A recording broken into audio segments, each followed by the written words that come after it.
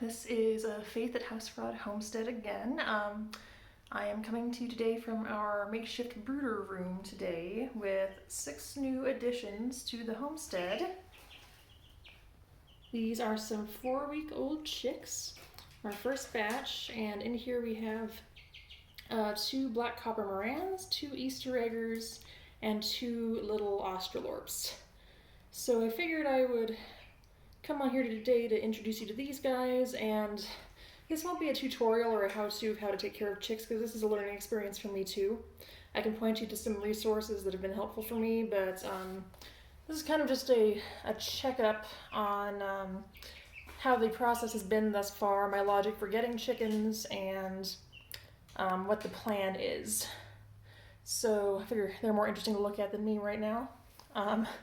So this will be somewhat of a voiceover. But my thinking with getting chickens is principally for eggs.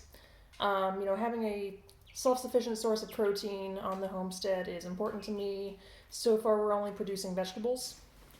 I did, however, get dual-purpose breeds for the most part, with the intention that if, for whatever reason, we have to cull one, for reasons other than disease, the meat won't go to waste. Even if it's an older bird, I have cats, I can do broth. It just made sense to me to have that contingency. I don't know if I have the stomach for that yet, we'll find out. But they're currently not, cover your ears, ladies, they're not designated as meat birds, but that possibility is there. I'm also very much looking forward to the manure. I've probably spent several $1,000s over the last year importing soil and compost, and it does not sit well with me to pay for dirt and water especially. So I'm very much looking forward to having a source of rich animal manure on site that can go into the garden and increase soil fertility. So that's kind of the logic behind getting chickens in the first place. With the breeds, again, I did select for dual purpose for the most part, so that's the black copper morans back there and the australorps are both dual purpose. I was also very much interested in colorful eggs because I am an aesthete and I like my pretty colors. So the copper morans will lay those dark chocolate brown eggs. The Easter eggers should do blue and green, and then the australorps have a lighter brown. So that should be a nice little rainbow egg basket. As you can see, they're in their testing out their new flight feathers phase, which is adorable. And I just put this new perch in for them, so they are enjoying their jungle gym. So that's the logic behind the breeds. I also really wanted docile breeds. And that's been my experience with Easter eggers. I grew up with Easter eggers. I enjoy their personalities. And the other ones I'm told are pretty chill, so hopefully not going to have flighty ones.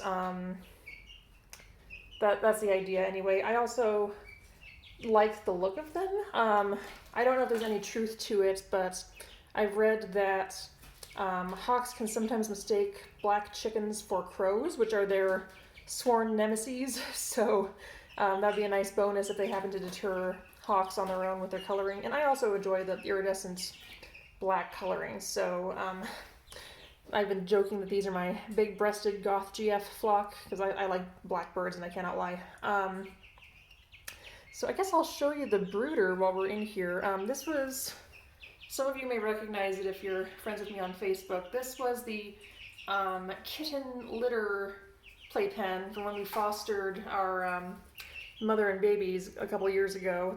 She's actually not happy to be parted with this, but I like it because it has an enclosed top. It's a little filthy right now because they've been testing that boundary, but that allows them to be contained. I can also reach in easily. I am doing deep litter in here, and that's kind of a crapshoot. I haven't noticed any ill effects except a little bit of sneezing, but I think that's due to the size of the shavings. No one's having any symptoms of illness other than an occasional little bird sneeze. But I have their, trying to do this backwards in relief. Ma'am, get off your feeder. That's Coquette. She's my little pet. She likes to be up high.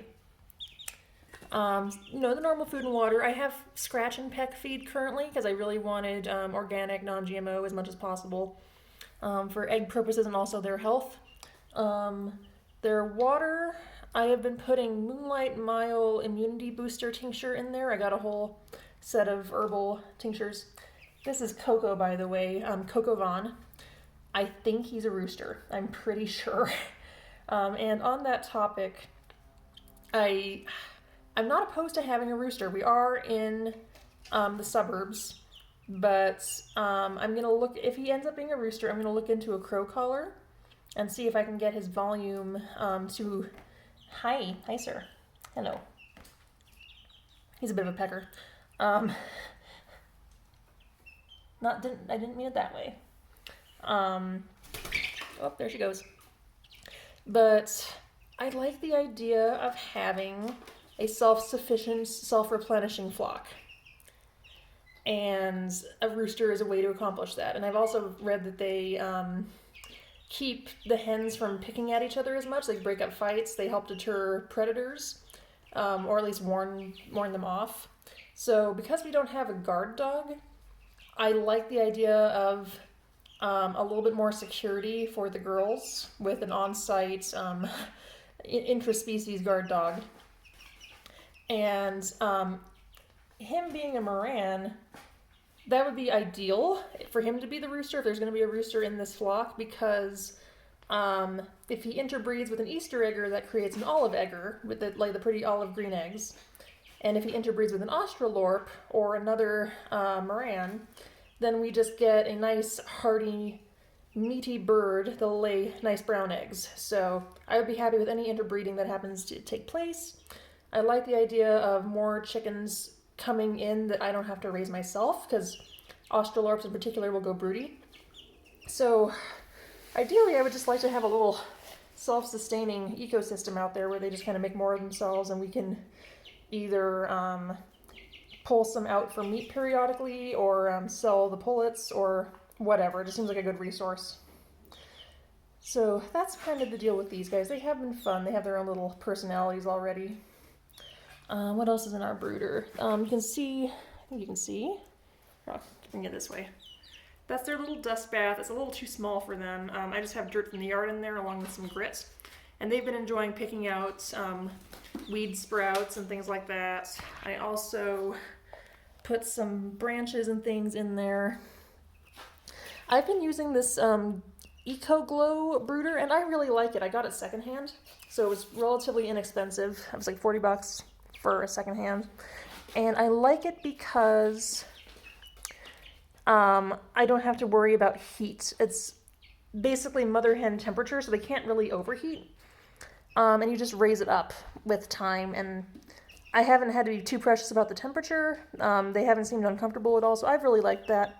I did buy them this little feather skirt because I'm ridiculous, and it seems to extend the wingspan of Robo-Mom back there and give them a little bit more room to huddle under. And then I just gave them a little perch in here. This is an old kombucha spigot pitcher stand and a little mirror from the dollar store. So it was an inexpensive brooder to set up. For the substrate, I have a layer of newspaper that they have since kicked up, and some pine pellets and pine shavings combined. If I can find the coarser pine shavings, I will get some. I think they're having a little bit of dust issues with the finer shavings. But other than that, everyone's been pretty well. We had a little smidge of pasty butt when they first came in because I was gone for the day and my husband was like, this room seems cold, I'm going to blast the heater in here. And both of us thought that was a good idea at the time, but I think in nature they would go under Mom when they're cold and then be exposed to whatever elements outside of Mom. So I think that gave everybody a little bit of pasty butt for the first week. But other than that, no issues. They get fermented feed as well. It's hard to give them nothing but fermented feed because this feeder does not accommodate that very well. So I've just been putting it out in this little bowl here. It gets full of shavings like an hour later, but I think you can see that. and they love that, and it's reassuring to me that their immune systems are going to do well, hopefully, with all these probiotics. I did alternate garlic and apple cider vinegar in their water for a while before I was doing this tincture. I'm probably going to do the whole full course of the tincture just to make sure their immune systems are robust with the sneezing fit that's going on, and make sure that that's mechanical and not disease. But you can see they're perky little things. They seem to be doing well, and the Australorps are 5 days younger than the other girls, so in about 5 weeks they'll all go outside, and I'll see if I'll probably do a coop tour at that time, because we do have our coop from a local builder, and we have that ready to go. We got to predator proof it a little bit more, but they'll go out there, and then I'll show you guys that. But yeah, these are the babies. They have been great fun. Some are tamer than others. The Easter eggers and Coquette, the little Moran girl, like to hop on my shoulder, so I think they're going to be my buddies. But no one else has been mean. No one's been picking on anybody.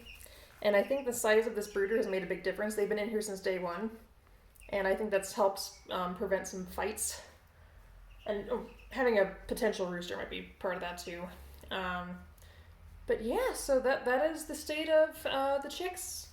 We are very happy to have them. I'm trying to think if there's anything else I was going to say about these guys. That's most of it. We're looking forward to having them out in the yard. I am a little concerned about avian influenza and what kind of biosecurity we're going to need to enforce. Their current run is not enormous. It's basically the size of a covered truck bed. So we might try to expand that. I don't think we can cover it, but it should be enough to like grow them out a little bit and just see how they do. But yeah, these are the girls. Let me know if you have any questions or thoughts about this. It's still a learning experience for me, so I'm open to any suggestions as well. But thus far, I can definitely recommend this brooder setup and these breeds for all 4 weeks I've been dealing with them. So if that's at all helpful to anybody who's considering chicks, I'm glad of it. There should be more content coming soon. We just, we're like 98% finished with our dome build. I'm planting the first seeds in there today, which is very exciting. I'm going to be going and getting some pond plants soon, and possibly some fish. So there should be a lot to see soon. Thank you to everyone who commented on the last handful of videos. That's reassuring to know that these don't just go out into the ether and benefit no one. So I really do appreciate the engagement while I'm a fledgling, YouTube person intermittently, just to know that I'm not just talking to myself. So yeah, this has been Faith at Housefront Homestead. Apologize for the grubs. It's a yard work day, but thanks for joining, and talk to you later. Bye.